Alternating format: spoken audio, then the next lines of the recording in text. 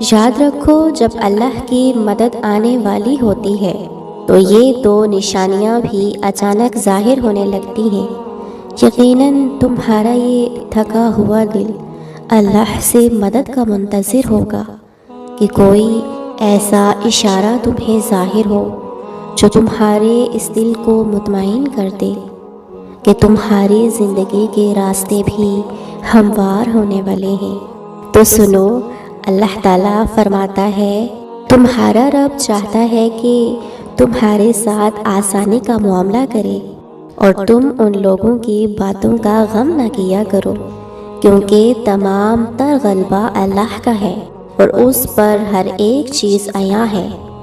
جو کچھ گزر چکا ہے اور جو کچھ موجودہ چل رہا ہے اور جو کچھ آنے والا ہے وہ سب اس پر روشن ہے۔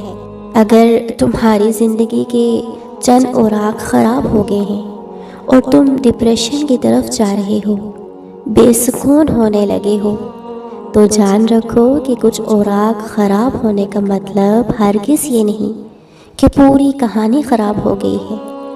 اللہ فرماتا ہے کہ تمہیں تمہارے حال پر چھوڑ نہیں دیا گیا، اور مومن کا اعتماد اسباب دنیا پر نہیں بلکہ اللہ پر ہونا چاہیے۔ تو بظاہر ماحول میں سازگاری کے آثار نظر نہ آتے ہوں تب بھی اپنے رب پر پورا بھروسہ رکھو۔ وہ جب چاہے جہاں سے چاہے وقت پلٹ دے، حالات بدل دے، اور جان رکھو تمہارے رب کے لیے یہ کوئی بڑا کام نہیں۔ حضرت موسیٰ علیہ السلام کا وہ واقعہ یاد کریں کہ سامنے سمندر آ گیا، قوم دیکھتی ہے فرعون اپنے لشکر سمیت آ گیا ہے اور پوری قوم خوف زدہ ہے، لیکن اس وقت حضرت موسیٰ علیہ السلام کا یہ جواب آیا کہ نہیں، میرے ساتھ میرا رب ہے، وہ راستہ دے گا، وہی مدد بھیجے گا، اور بھیجی گئی مدد۔ تو یہی ایمان ہو تمہارا بھی اللہ پر۔ اللہ فرماتا ہے، جہاں کہیں بھی تم ہوتے ہو اللہ تمہارے ساتھ ہوتا ہے، اور جس کا یہ یقین قائم ہو جائے نا، اس کا زمین و آسمان کا فرق قائم ہو جاتا ہے۔ اور جان رکھو کسی کے لیے یہ جائز نہیں کہ وہ اللہ کی رحمت سے مایوس ہو جائے، چاہے اس کے گناہ کتنے ہی بڑے کیوں نہ ہوں، کیونکہ اللہ کی رحمت اس کے غضب پر حاوی ہے۔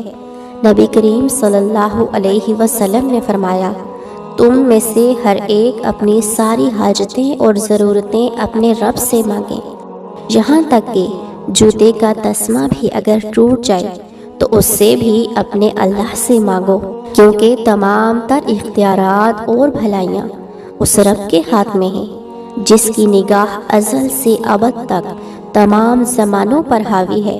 پر مسئلہ تب آتا ہے جب تم لوگوں سے توقع کرتے پھرتے ہو ان کی توجہ اور احساس کی۔ یاد رکھو لہروں کے ساتھ لاشیں بہا کرتی ہیں، تیراک نہیں۔ میرا رب فرماتا ہے، اور جن لوگوں نے اللہ کو چھوڑ کر دوسرے لوگوں کو اپنا مددگار بنا رکھا ہے اور ان سے امیدیں جوڑ رکھی ہیں، اس کی مثال اس مکڑی جیسی ہے۔ وہ بھی ایک گھر بناتی ہے، مگر سب سے کمزور گھر اس مکڑی کا ہوتا ہے۔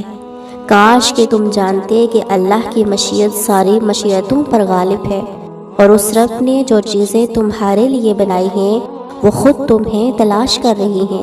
یقین رکھنا وہ تمہیں مل کر ہی رہیں گی، لیکن اصل میں تم نے اپنی زندگی کے سکون کے لیے ہر وہ چیز تلاش کر کے خریدی جس کو تم نے ضروری سمجھا، لیکن نہ تلاش کیا تو اللہ کا فضل۔ اگر اللہ کی مدد چاہتے ہو نا تو اللہ کی امان ڈھونڈو جہاں تمہارے لیے راحتوں کا سامان ہے۔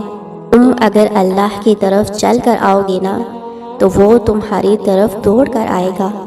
تم اللہ کو یاد رکھو گے تو وہ تمہیں یاد رکھے گا، لیکن اگر تم اللہ سے بے پرواہ ہو کر کسی اور سے مدد کی امید لگاتے ہو تو اپنا ہی نقصان کر بیٹھو گے، کیونکہ اللہ تعالیٰ فرماتا ہے کہ یہ دنیاوی سہارے تمہارے کسی کام نہ آئیں گے، تمہارا رب ہی مسبب الاسباب ہے، وہ اسباب کا پابند نہیں، اسباب اس کے محتاج ہیں۔ اگر یہ یقین ہے تو اللہ پر یقین ہے، اگر نہیں ہے تو تمہارا یقین اسباب پر ہے، وسائل پر ہے، ذرائع پر ہے، پر اللہ پر نہیں۔